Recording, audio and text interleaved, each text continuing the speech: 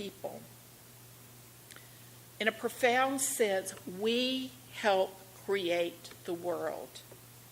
Our thoughts and actions touch the world for good or ill, calling us to live, as the Buddhists would say, very mindfully.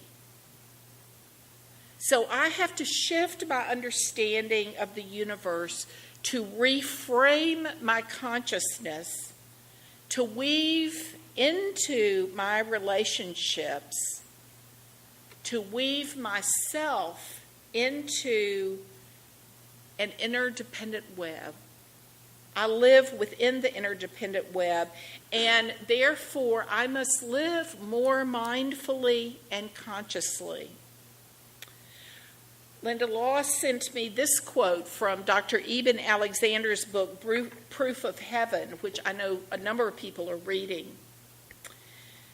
He writes, "We see the universe as a place full of separate objects that occasionally interact with each other, but that nonetheless remain essentially separate.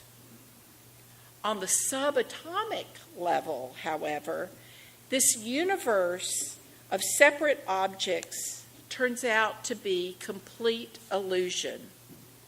In fact, there are really no objects in the world at all, only vibrations of energy and relationships." What that meant should have been obvious, though it wasn't to many. It was impossible to pursue the core reality of the universe without using consciousness. Far from being an unimportant byproduct of physical processes, consciousness is not only very real, it's actually more real than the rest of physical existence, and most likely the basis of all. Our consciousness then enables us to make profound connections among things and people, and reminds us of the need to have a framework of faith so that we can find meaning within our inner connections. We are called to find a way to make meaning out of the connections of all things, even as we honor the unique diversity found within nature and creation. The 3rd century Buddhist concept of Indra's net explains that we are all interconnected, woven together, much like our interdependent web. But with Indra's net, when one action takes place, it sends out ripples on the net.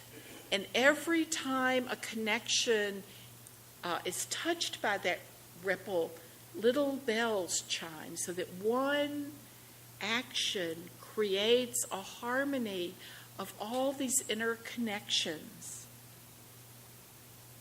It reminds us of our inner dependence.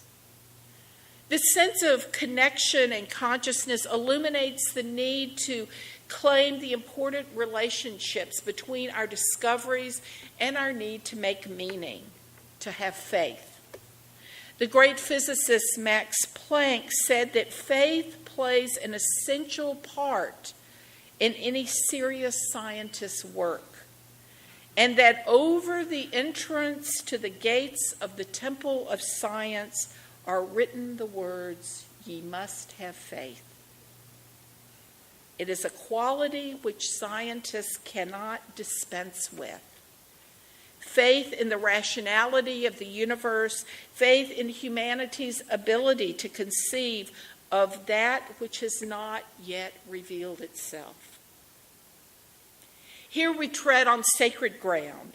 How can we, Unitarian Universalists, weave together an honoring of scientific discoveries with our deeply held beliefs and an affirmation of a sacred unity within creation?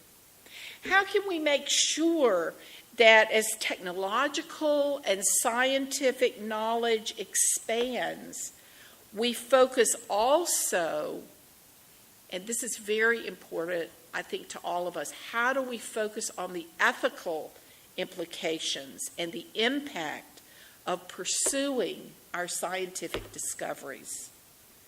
If we are all connected, then we have a great responsibility to use what we learn for the highest good of all and to protect our interdependence within creation.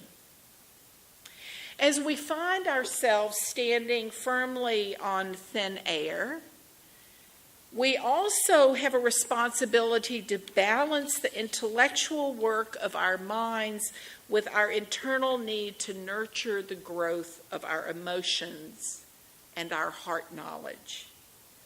We need to find what beliefs keep us grounded and centered in the living of our daily lives.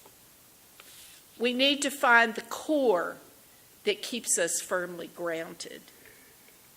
Actually, when I meant to type core, I actually typed we need to find our cord, which actually might be a better way to think about how we ground our understanding of the world and our reality of energy. We must discover that cord, that what ties us to this life in a meaningful way. What strands within the interdependent web keep us woven into reality as we face the challenges and joys that life brings our way? Alice Walker writes, "This is not a time to live without a practice.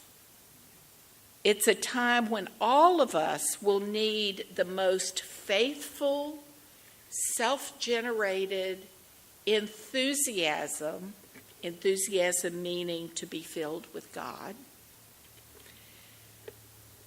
self-generated enthusiasm in order to survive in human fashion. Whether we reach this inner state of recognized divinity through prayer, meditation, dancing, swimming, walking, feeding the hungry, or enriching the impoverished is immaterial. We will be doubly bereft without some form of practice that connects us in a caring way to what begins to feel like a dissolving world.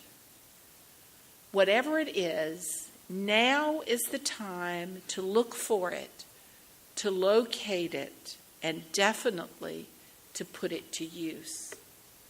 When we keep a balance of intellectual curiosity and concrete practice that nurtures our hearts and spirit, we follow the advice of the originator of quantum theory, Max Planck, who said, "Science enhances the moral values of life because it furthers a love of truth and reverence."